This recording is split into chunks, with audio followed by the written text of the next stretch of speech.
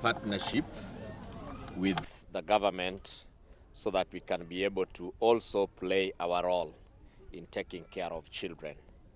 The child does not only belong to the Ministry of Health, and the needs of the child are not only physical or medical, but the child needs a holistic kind of development. And so we as a church have taken up this role because there is the educative bit on training the parents. The Ministry of Health waits for the children when they are taken to the clinic, but rarely do they follow the child to where the child lives. They meet at the point of seeking the services. So we as a church have realized that if we partner with the Ministry of Health, this side of training the parents and the caregivers on how best to take care of a child is very, very necessary.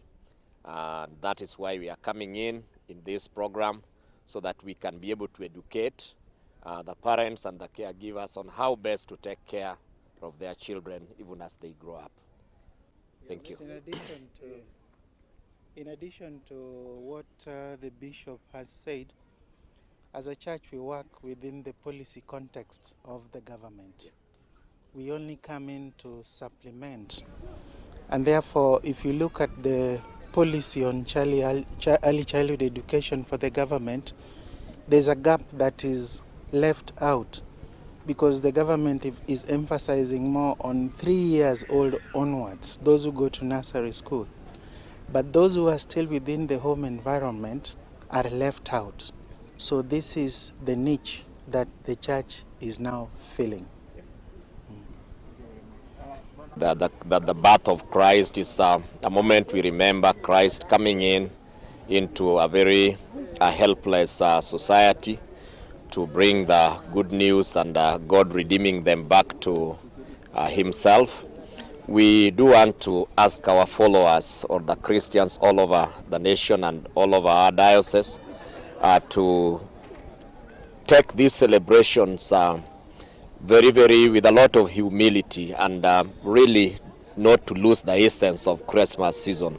We know people have turned them into being festive seasons where they enter into a lot of orgies and things that are destructive, but we want to ask them that this be a season spent responsibly, most especially having gone through a long season where children were not in school.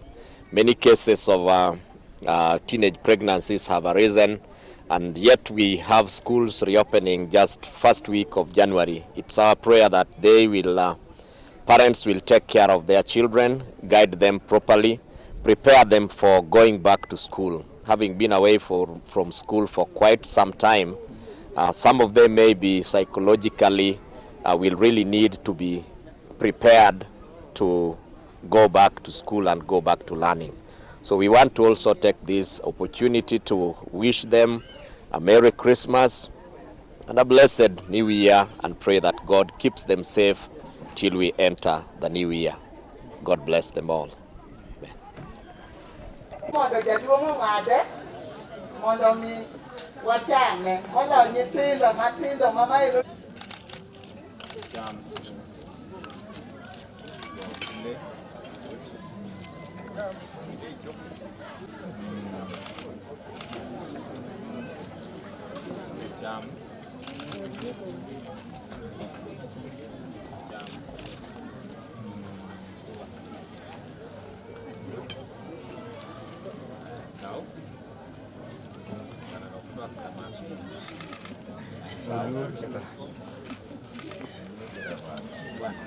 Mar joma idhi tiyogo in kaka promoter, koso ndigani dwa bedo mana madhi chiro tidok ot, chieng' no penji ni to talent manomini bende inyuolo kode talent. The men to be close to the children. The few men mosetemo mano, kata mama kwero nyathini ni baba uni metho mang'eny kik iorne pesa, to kuom mana nooro ne dadi kik iwachne, nikech notimo bonding at the right time. Mama moro nyisa, ang'o midwa ni tugi nyaka? Gimomiyo idwaro watu gi nyathi mondo wamiye hera kendo wabed kode machiegni. Ready?